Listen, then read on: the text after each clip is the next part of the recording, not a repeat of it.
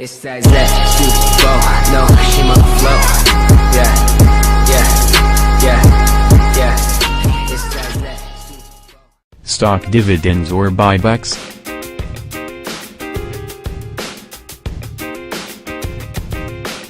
Anyone who invests in the stock market wants to make money. Of course, the most traditional way to do this is buying a stock low and selling it after it increases in value, a capital gain. However, investors can, and do, make money from their investments in other ways, including buybacks and dividends. Anyone who invests in the stock market needs to understand his or her options when it comes to buybacks and dividends, including how these two options work and their differences. Important differences to understand.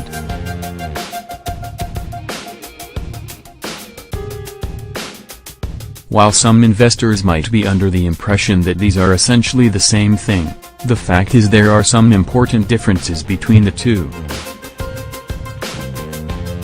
Dividend - according the definition from the Economic Times, a dividend refers to a reward that a company gives to its shareholders. Dividends can be issued in various forms, such as cash payment, stocks or any other form. Its board of directors decides a company's dividend and it requires the shareholders' approval.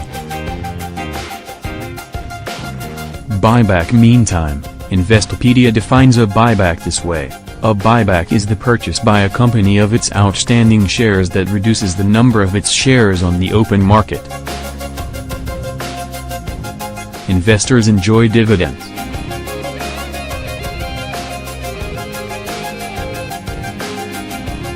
In reality, almost all investors enjoy receiving a dividend.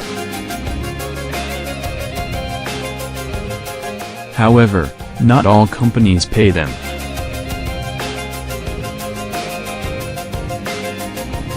Typically, a new company just starting out would prefer to take its gains and put them back into the company. Older, more established companies are more likely to pay a dividend.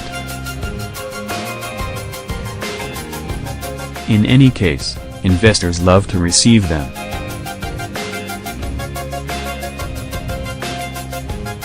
Not only does it put cash in their hands, but it can also serve to increase or preserve confidence in the company as a viable growth option going forward.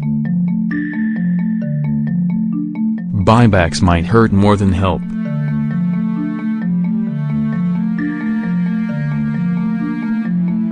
Buybacks have become increasingly popular over the last decade and many investors consider them an excellent alternative to dividends. Companies complete buybacks for several reasons.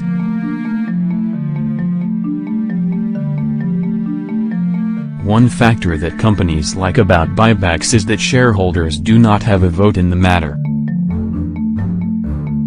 Only corporate executives determine buybacks, and many believe these are the people that benefit the most. Another reason companies complete buybacks is to save themselves when they are going to miss earnings. This can give a false outlook and make things look better than they really are. The downside to buybacks.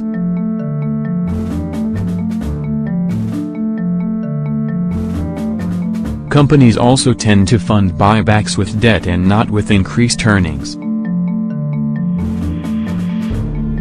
Thus, buybacks often hurt a company in the long run. The company goes into debt in order to make the earnings report or share price look better, but shareholders lose their shares without any say. Dividends offer many benefits.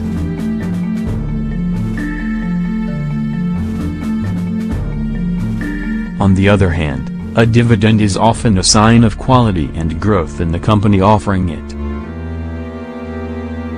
They are also typically paid with earnings and not with debt. Thus, When a company is making regular dividend payments, that usually indicates it has consistent and regular cash flow.